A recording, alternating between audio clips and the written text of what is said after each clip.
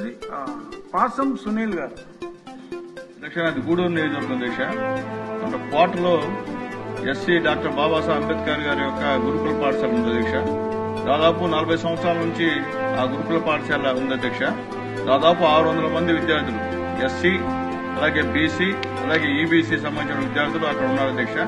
ఈ మధ్య excellent centre ఒకటి శాంక్షన్ దీక్ష గూడూరుకి శాంక్షన్ చేయడం కూడా చాలా మంచిదే అధ్యక్ష. అయితే ఆ ఎక్సలెంట్ సెంటర్ ని ఆ యొక్క గురుకుల పాఠశాలలో పెట్టేందుకు అక్కడ ఉన్న 600 మందిని రాత్రికి పోలీసులు పెట్టి ఖాళీ చేయించారు అధ్యక్ష. విద్యాశాఖకు సంబంధించినటువంటి సోషల్ వెల్ఫేర్ సంబంధించిన అధికారులు ఒక ఐఏఎస్ అధికారి పర్యవేక్షణలో ఆయన డైరెక్షన్ లో 600 మంది విద్యార్థుల తల్లిదండ్రులు కూడా పోలీసు చేత ఇంటించినటువంటి పరిస్థితి అధ్యక్ష.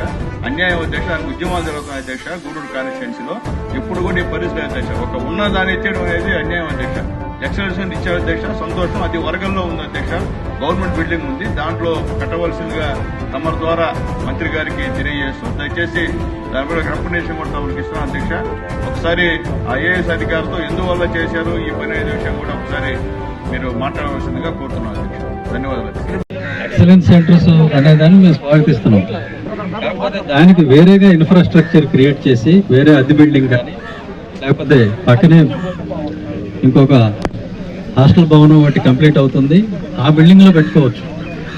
కానీ ఎక్సలెన్సీ సెంటర్ పేరుతోటి జేఈఈ కోచింగ్, నీట్ కోచింగ్ అనే దాని పేరుతోటి ఇక్కడ ఉన్నటువంటి 600 మంది విద్యార్థుల్ని ఇక్కడ నుంచి తరలించేయటం అనేది చాలా అనాలోచితమైన చర్య. ఇది దళిత వ్యతిరేక చర్య.